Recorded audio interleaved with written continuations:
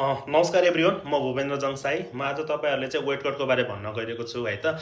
MMA fighter, kick boxing, boxing, wrestling होइन, जिउजुत्सु खेल्ने खेलाडीहरूले किन वेट कट गर्छन् भन्ने कुरा भन्न गइरहेको छु है त।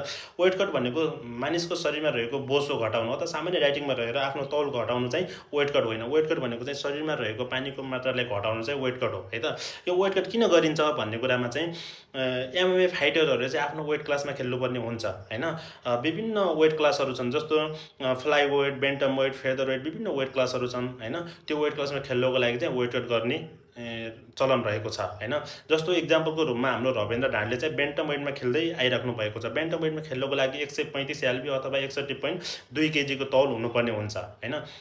रविन्द्र ढाड लगभग 68 केजीको हुनुहुन्छ भनेपछि उहाँले चाहिँ बेन्टम वेटमा खेल्नको लागि के हुनु पऱ्यो, 7 देखि 8 केजी आफ्नो तौल चाहिँ घटाएर चाहिँ 61.2 केजीको चाहिँ हुनु पऱ्यो र बल्ल चाहिँ बेन्टम वेटमा चाहिँ खेल्न पाउनुहुन्छ र खेल्नुहुन्छ होइन।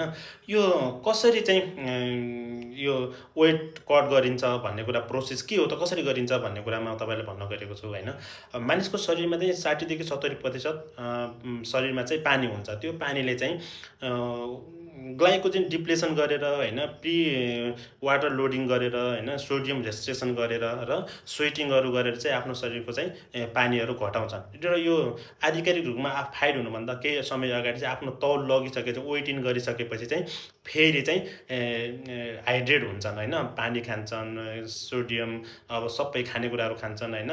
त्यसपछि कार्बोहाइड्रेट, प्रोटिन, फ्याटहरू सबै लगेर चाहिँ अब पहिलाकै अवस्थामा 7 देखि 8 केजी अथवा 10 केजी आफ्नो वेट गेन चाहिँ गर्ने गर्छन्।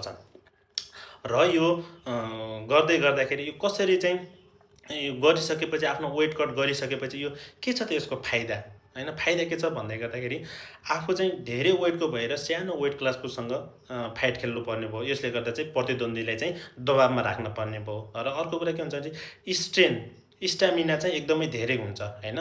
सर्कमफेरेन्सदेखि लिएर होइन, उसले दबावमा राख्नको लागि चाहिँ धेरै स्ट्रेन चाहिँ हुने भयो।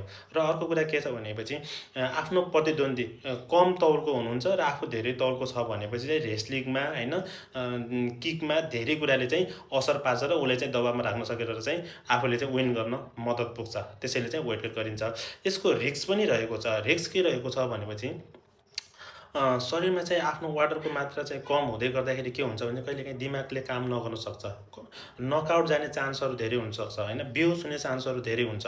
र यो वेट कट गर्दै गर्दाखेरि डक्टर र विथ कोच नभएर चाहिँ वेट कट यत्तिकै गरिँदैन, एकदमै अन्डरमा रहेर चाहिँ वेट कट गरिन्छ होइन।